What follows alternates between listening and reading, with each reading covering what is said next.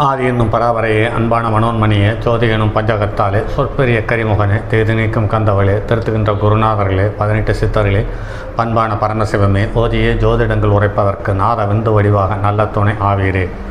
உலகில் உள்ள தமிழ் பேசும் அனைத்து நாள் உள்ளங்களுக்கும் மற்றும் ஜோதிட சான்றோர்களுக்கும் மூத்தோர்களுக்கும் ஜோதிட ஆர்வலர்களுக்கும் மற்றும் இந்த காணொலியை காணும் உங்களுக்கும் அஸ்ட்ரோராஜன் இனிய நல்வணக்கங்கள். ஜோதிடம், ஆன்மீகம், வாழ்வியல், மருத்துவம் என்ற 4 தலைப்புகளில் தொடர் காணொலிகளாக கொடுத்து வருகிறோம். அந்த வகையில் இன்று ஜோதிடம் சார்ந்த ஒரு பதிவு, அதிலே காதல் திருமணம். இந்த காதல் திருமணம் என்பது ஐந்தாம் இடத்தில் இருக்கக்கூடிய கிரகம், 5ஆம் இடத்துக்குரிய கிரகம், அதிக பாகை பெற்ற புதன், குறைந்த பாகை பெற்ற புதன், அதிக பாகை பெற்ற செவ்வாய், குறைந்த பாகை பெற்ற செவ்வாய், அதிக பாகை பெற்ற சுக்கிரன், குறைந்த பாகை பெற்ற சுக்கிரன் ஆக பால் உணர்வு கிரகங்களான சுக்கிரனும் செவ்வாயும் உணர்வுகளின் அடிப்படையில் காதல் திருமணம் வந்து விடுகிறது. இதில் புதன் சம்பந்தப்பட்டால் அங்கு பதிவு திருமணம் அல்லது ஒப்பந்த திருமணம்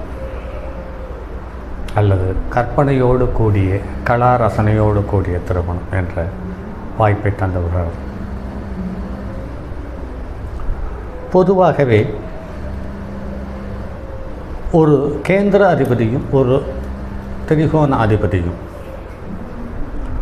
ஒன்று சேரும் பொழுது அல்லது ஒரே கிரகமாக இருக்கும் பட்சத்தில் அது திருமணத்தை தந்து விடுவதில் அதீத ஈடுபாடு கொள்கிறது என்பது நடைமுறையில் நிறைய ஜாதகங்களில் பார்த்திருக்கிறோம்.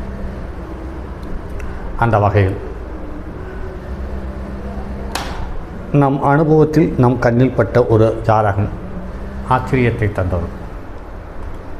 ஜாதகத்தை பார்த்துவிட்டு கிரகங்கள் இந்நிலையை காட்டுகிறதே, இந்த வயதிற்கு இது ஒத்து போகுமா என்று மனதில் ஒரு ஐயமும் தடுமாற்றம் இருந்தது.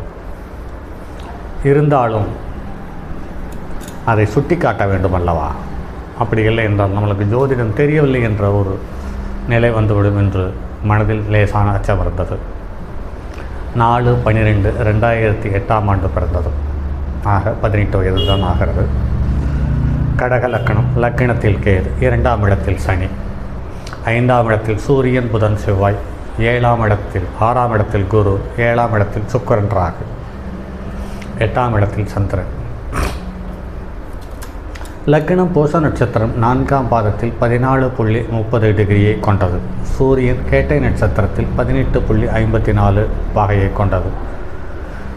சந்திரன் அவிட்ட நட்சத்திரம் 4ஆம் பாதத்தில் 4.57 பாகையை கொண்டது. செவ்வாய் கேட்டை நட்சத்திரம் முதல் பாதத்தில் 19.15 பாகையை கொண்டது. புதன் கேட்டை நட்சத்திரத்தில் 3ஆம் பாதத்தில் 23 பாகையை கொண்டது. குரு உத்திராட நட்சத்திரத்தில் 1ஆம் பாதத்தில் 28.56 பாகையை கொண்டது. சுக்கிரன் உத்திராடம் 2ஆம் பாதத்தில் 2.09 பாகையை கொண்டது. சனி உத்திரம் நட்சத்திரம் 1ஆம் பாதம் 27.5 பாகையை கொண்டது. ராகு திருவோண நட்சத்திரம் 3ஆம் பாதம் 18.25 பாகையை கொண்டது. கேது ஆயில்ய நட்சத்திரம் 1ஆம் பாதத்தில் 18.25 பாகையை கொண்டது. இதில் பாருங்கள் நண்பர்களே, ஒன்றுக்கு மேற்பட்ட கிரகங்கள் லக்னத்துக்கு 3-11 புதனுடைய நட்சத்திரத்தில் இருக்கிறது. சூரியன் கேட்டை நட்சத்திரம் முதல் பாதத்தில், செவ்வாய் கேட்டை நட்சத்திரம் 2ஆம் பாதத்தில், புதன் கேட்டை நட்சத்திரம் 3ஆம் பாதத்தில், கேது ஆயில்ய நட்சத்திரம் 1ஆம் பாதத்தில்.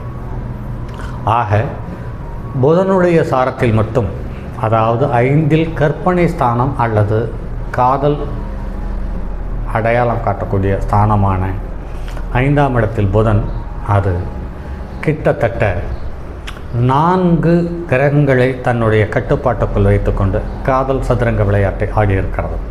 அடுத்து சூரியன் உத்திராடம், குரு உத்திராடம் 1ஆம் பாதத்தில் சூரியனுடைய நட்சத்திரத்தில், சுக்கிரன் உத்திராடம் 2ஆம் பாதத்தில்.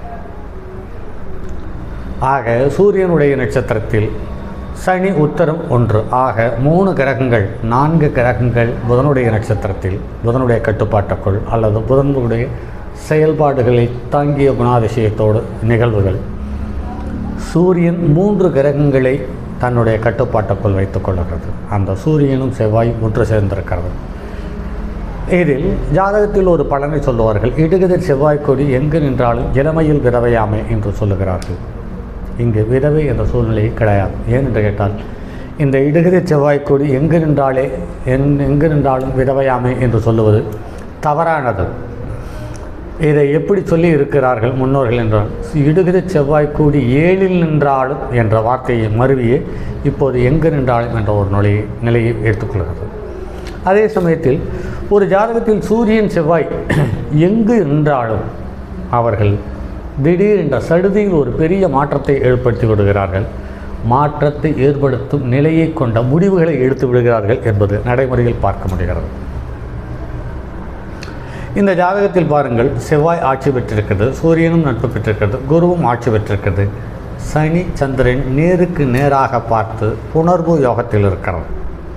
சந்திரன் செவ்வாயினுடைய நட்சத்திரத்திலும் சனி சூரியனுடைய நட்சத்திரத்திலும் இருக்கிறது. இந்த செவ்வாயும் சூரியனும் விருச்சிகத்தில் ஒன்றாக சேர்ந்திருக்கிறது. அதாவது காலபுருஷனுக்கு 8ஆம் இடத்தில் சேர்ந்திருக்கிறது. அதைவிட மேலோட்டமான நடவடிக்கைகள் சம்பந்தப்பட்ட விஷயங்களை கருத்தில் கொண்டு காதல் வந்து விட்டதை அடையாளம் காட்டக்கூடியது சுக்கிரன் ராகு. இந்த சுக்கிரன் ராகு பளபளப்பான அல்லது மந்தாவான நிலைப்பாடுகளை ஈஸியாக கிரகித்து கொள்ளும் தன்மையை ஏற்படுத்தி விடுகிறது. ஆக சுக்கிரன் சூரியனுடைய நட்சத்திரத்தில் இருக்கிறது 2 பாதத்தில்.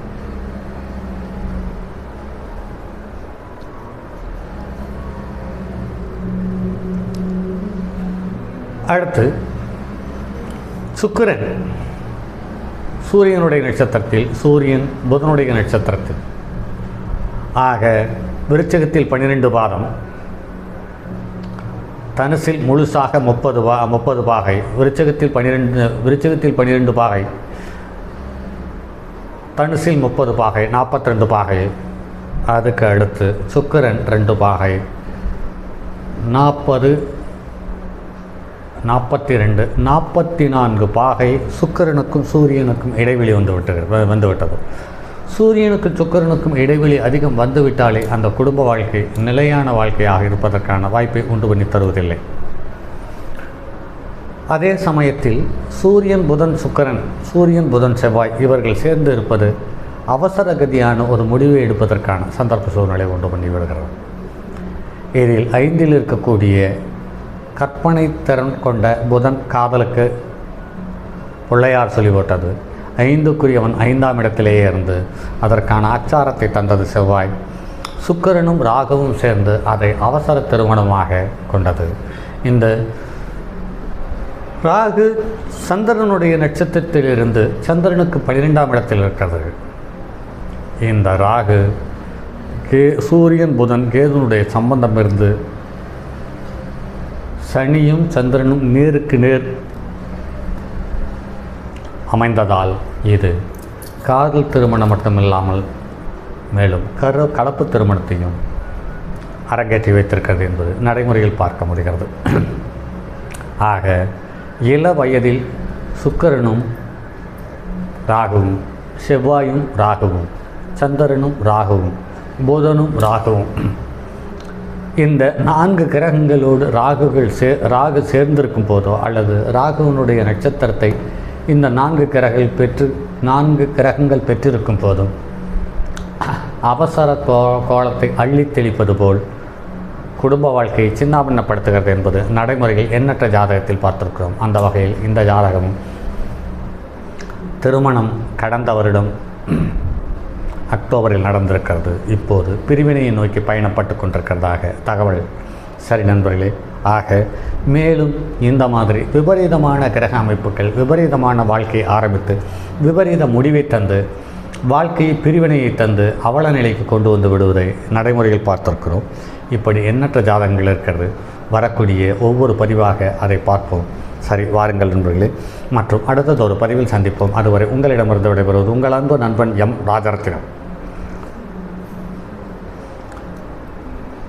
இந்த பதிவுகள் சம்பந்தப்பட்ட கேள்விகள் உங்களுக்கு எழும் பட்சத்தில் என்னை தொடர்பு கொள்ள விரும்பினால் 9788977299 மற்றும் ஒரு எண் 9791199649 இந்த எண்ணுக்கு தொடர்பு கொள்ளலாம். மற்றும் அடுத்ததொரு பதிவில் சந்திப்போம். தங்கமான் வலுவோடேந்தி தன்மதி தலையில் கொண்டோன் மங்கையர் பதிக்கச் சொன்ன மாமொழி ஜோதிடத்தை இங்கு யாம் உரைப்பதற்கோர் இமை என்னும் பிழை வராமல் காக்க செங்கன் மால் மருகன் யானைச்சரன் பதம் காப்பாதாமே.